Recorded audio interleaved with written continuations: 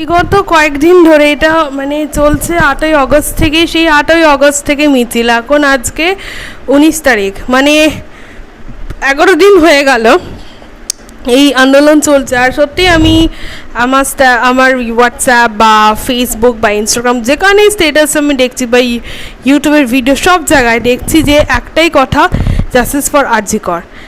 কাদের জন্য বিচার চাইছো? অবশ্যই সাধারণ মানুষের জন্য মানুষরা বিচার চাইছে, নাকি এমন মানুষদের জন্য যারা অপরাধী? আর কি করে এই যে আমাদের রাজ্যের মুখ্যমন্ত্রী মমতা বন্দ্যোপাধ্যায় এবং তাদের যে মন্ত্রীরা, মানে শুধু মন্ত্রীরা না, মহিলা মন্ত্রীরা নয়, সাংসদ বিধায়ক, তারা তো মিছিলে নেমেছে, ইভেন পুরুষরাও ছিল।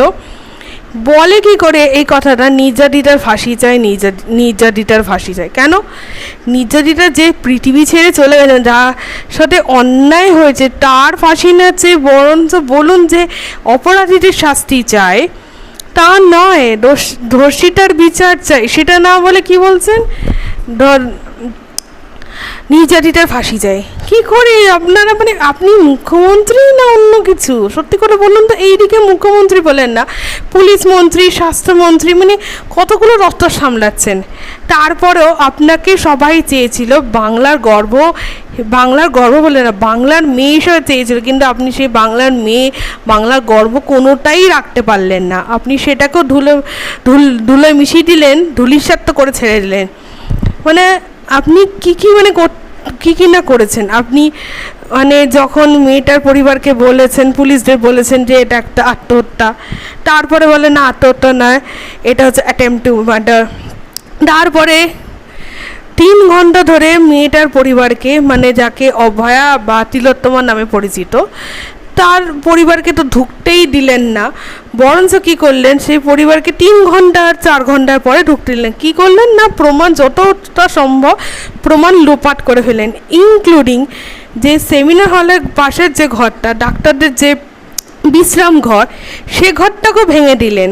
তার পাশেও বাথরুম, সেই বাথরুমের টাইলস সব কিছু যা ছিল সব ভেঙে দিলেন, যাতে একটা প্রমাণও যদি সিবিআই হাতে যদি এই মামলা তুলে দেওয়া হয়, তাহলে এই মামলা যাতে এখানে ডিসমিস হয়ে যায়, মানে এই মামলাটা যাতে না আর এগোতে পারে। আর এইভাবে আপনারা কি করলেন, প্রতিবাদ 14ই আগস্ট রাতে প্রতিবাদ করলো সব মহিলারা, পুরুষরাও গেছিলো, বেশিরভাগ মহিলারা পুরুষরা ছিল, যারা গেছিল তাদের বেরিয়ে যাওয়ার পরেই তারপর আর্জি করে আপনি সেই সব দুষ্কৃতীদের, যাদের অল্প বয়স, তাদেরকে ঢুকিয়ে দিলেন, ভাঙচুর করা যেত, যাতে আর যে প্রমাণ ছিল, আরও যা যা জিনিস ছিল সেগুলোকে নষ্ট করা যায়। আপনার মানে লজ্জা করে না?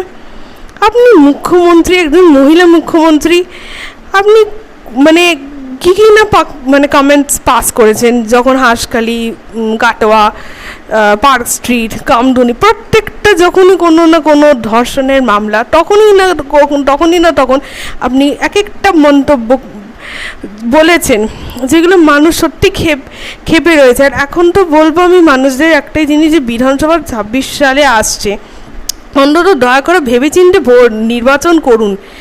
যাকে তাকে নির্বাচন করবেন না, যে সরকারের জন্য মানে যে সরকারটাকে ভালোভাবে চালাতে পারবে, মানে যে মানুষের কথা ভাববে তাদের কথা ভাবুন, তাদেরকে নিয়ে ভোট দিন, নাকি এইসব মানুষদের দেবেন না যারা সরকার চালালেও তারা মানে ডিজার্ভই করে না, মানে কি বলবো, যাকে ডিজার্ভ ঠিক নয়, মানে যেটাকে মানে ফিট নয় আর কি, এই সরকারের গদিতে বসা, ঠিক আছে, নবান্নে বসা।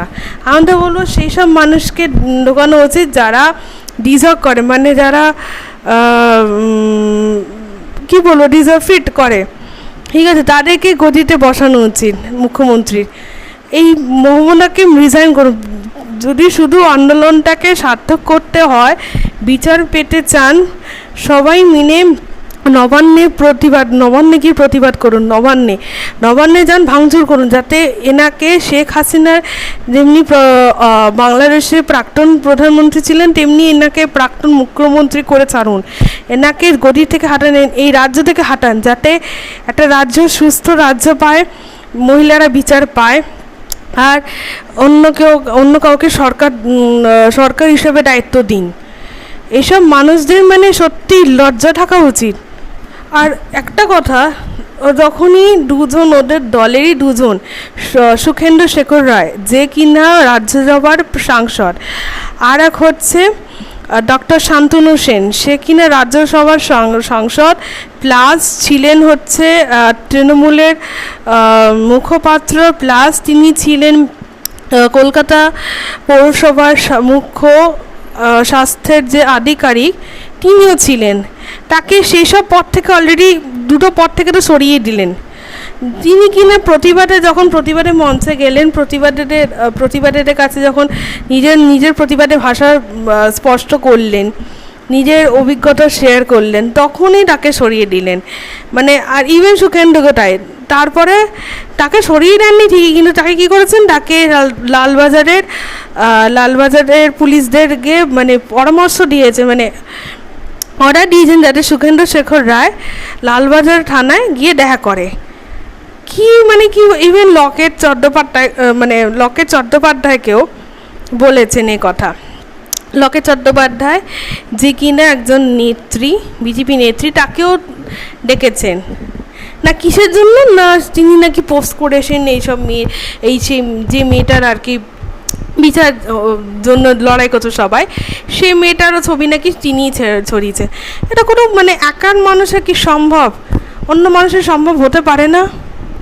অন্যরাও তো আপনারা মানে কী করে বলতে পারেন? হ্যাঁ, অন্যরা যেই প্রতিবাদ করছে, আর তারপরে ইস্ট বেঙ্গল মোহনবাগানে যে গতকালকে ডার্বি ম্যাচ ছিল, সেটা তো বাতিল যখন হলো, তখন ওরা প্রতিবাদ করলো, তখন স্টেডিয়ামে ঢুকতে গেছিলো, তখন পুলিশ কী করছে, তখন মেরে পিটিয়ে ছালচামড়া তুলে দিচ্ছে, তাকে প্রিজন সেই সব সমর্থকদের মানে সাপোর্টার্সদের তাদের কী করছেন, প্রিজন ভ্যানে তুলে দিচ্ছেন। আপনার লজ্জা করে না? আপনি সত্যি কি ফিট এই সরকার গঠিত কি সত্যি ফিট? মানে আপনি মুখ্যমন্ত্রী হওয়ার কি যোগ্য? সত্যি কথা বলুন তো, আপনি তো যোগ্য নন, আপনি অযোগ্য। আপনাকে সত্যিই রিজাইন করা উচিত সরকার হিসাবে। আপনাকে চাই না, দয়া করে। আর আপনি আর উল্টোপাল্টা বেফাস মন্তব্য করবেন না। যদি আপনি সত্যি মহিলা হয়ে যদি মহিলার জন্য বিচার চান, তাহলে শাস্তি দেওয়ার ব্যবস্থা করুন, নাকি প্রমাণ লোপাটের জন্য কাউকে সাহায্য করবেন। কেন করবে? আর এটা শুধু হাসপাতাল বলে না, প্রত্যেকটা কাজের ক্ষেত্রে, ইভেন শিক্ষা প্রতিষ্ঠানও এরকম মানে বুলি, শারীরিক অত্যাচার, মানসিক অত্যাচার হতেই থাকছে। কেন হবে? ইভেন বর্ধমানেও হয়েছে এই ঘটনা, আবার অন্য জেলায় হয়েওছে। একটা ছেলে ফার্মেসিতে পড়ছিল, তাকেও সেই প্রথম বয়সে তাকেও মেরে তাকে আঘাতের চিহ্ন দেখা গেছে, সেটার এখনও বিচার হয়নি। প্রিয়াঙ্কা হাসদা, সে কিনা বর্ধমানে যিনি থাকতেন, ব্যাঙ্গালোরে কাজ করছিলেন, সে বাড়ি ফেরার সময় তাকে গলা কেটে মেরে দিয়েছে। কেন এইসব হতে থাকবে? কেন? তার সত্ত্বেও মানে শারীরিক অত্যাচার করে তাকে কি করলো, তাকে গলা টিপে মেরে দিল। এগুলো কি মানে এখন 9-10 দিন পার হয়ে গেল, তারপরেও কোনো অপরাধীরা শাস্তি পায়নি। এটা কি মানা যায়? সত্যি কি মানা যায়? তারপরে পূর্ব বর্ধমানে ঘটনা, মানে শুধু আমাদের রাজ্য বলে না, অন্যান্য রাজ্যেও তাই হচ্ছে। কেন আমাদের প্রধানমন্ত্রী, প্রত্যেকটা রাজ্যের মুখ্যমন্ত্রী কেন চুপ থাকবে? কেন বিচার করবে না? আমরা সবাই প্রধানমন্ত্রীকে আমরা নির্বাচন করেছি যাতে সরকারটা সুস্থ হয়ে চলে, মানুষের পাশে দাঁড়ায়। তা না, মানুষের বিরুদ্ধে দাঁড়াচ্ছ, নিজেদের স্বার্থের জন্য তোমরা রয়েছো। এসব মানসিকতা বন্ধ করুন, মানুষের পাশে দাঁড়ান। আজকে আপনাদের সাথে হয়নি, এদের সাথে হয়েছে, মানে আপনাদের সাথে কাল হবে না, তার কে দায়ী নেবে? দয়া করে আপনাদের কাছে একটাই মানে সরকারের কাছে আর্জি, বিচার দিন, ফাঁসি দিন সেই সব অপরাধীদের। আপনারা অপরাধীদের লুকাবেন না। আর প্লাস এই অপরাধীদের যে কীর্তিগুলোকে ফাঁস করুন, নাকি প্রমাণ লোপাট করুন। এরা সমাজের জন্য ভালো নয়, এরা একদম সমাজের জন্য ভালো নয়, এটা ভাবুন। আর আপনারা কি করছেন? সরকার যে কিনা প্রতিবাদীদের মুখ বন্ধ করার, প্রতিবাদটাকে বন্ধ করার জন্য 163 ধারা জারি করে দিলেন। এটা কি ধরনের অসভ্যতা বলুন? যে পুলিশই রক্ষক, তারাই ভক্ষক হয়ে যাচ্ছে। এই যে আর্জি করে যখন হ্যাঁ, দখলের যে রাত ছিল মেয়েদের, সেই সময় যে ঝামেলাটা হলো, সেখানে পুলিশরা সাহায্য চেয়েছেন নার্সদের কাছে, কি আমাদেরকে সুরক্ষার ব্যবস্থা করুন। তারপরে কী হচ্ছেন, যেই গুন্ডারা চলে গেল তখন কারণে গ্যাস ছুড়লেন। সত্যি লজ্জা হওয়া উচিত। এগুলো নৃশংস ঘটনা, জঘন্য ঘটনা যেটা কাণ্ড করে যাচ্ছে। আর পুলিশরা যেই কিছু মানে যখন মিডিয়া সব কিছু সত্যতা তুলে ধরছে, তখনই পুলিশ খেপে গিয়ে মিডিয়াদের ওপর দোষ দিচ্ছে। আরে আপনারা যা করছেন মিডিয়াদের ওপর দোষ দিয়ে কী হবে? আপনারা তো যখন দখল করলো গুন্ডারা, ঠিক আছে, ভাঙচুর করলো, তখনই আপনারা পাশ কাটিয়ে দিয়ে চলে যাচ্ছেন। এটা ভিডিওতে দেখা গেছে, সেটা কী করে আপনারা অস্বীকার করেন? আর সন্নি ঘোষকে আমি একটা জিনিসই সন্নি ঘোষকে একটা জিনিসই বলতে চাইছি, যে সন্নি ঘোষকে কেন ছেড়ে দিচ্ছে সিবিআই?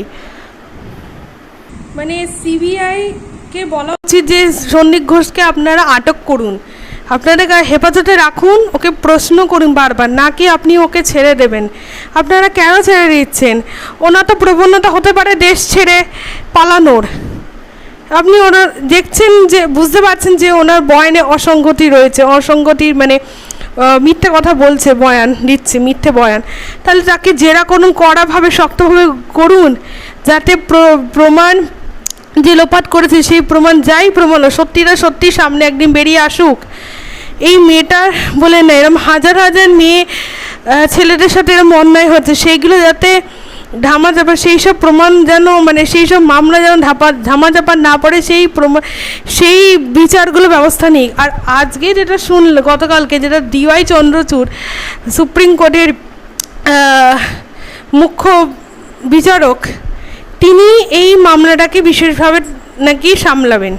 আমার কাছে এটাই প্রশ্ন, মানে যে উনি তো সেভাবে তো ভালোভাবে বিচার দেন না, ঠিক আছে, তারপরেও উনি কি কাউকে আড়াল করার চেষ্টা করতে না? মানে বলতে চাইছি কি, উনি কি এই মামলাটা কি ঝুলিয়ে দেবেন? মানে উনি কি মামলাটা সত্যি কি মানে কি বলবো, উনি কি শাস্তি পাওয়ানোর ব্যবস্থা করে দেবেন? আমার তো মনে হয় না, যা দেখছি ওনার। কিন্তু ভরসাটা করতে হবে ওনার ওপর, যদি বিচার ব্যবস্থা ভালো হয় তো। নির্ভয়া কাণ্ডে যাই হোক, 2012 হলো, 7 বছর পরও তো সে অপরাধীরা শাস্তি পেয়েছে। তাদের মধ্যে কয়েকটা অপরাধী আত্মহত্যা করেছে ঠিকই, কিন্তু বাকি অপরাধীরা তাদের ফাঁসি পেয়েছে যখন রামনাথ কোবিন্দ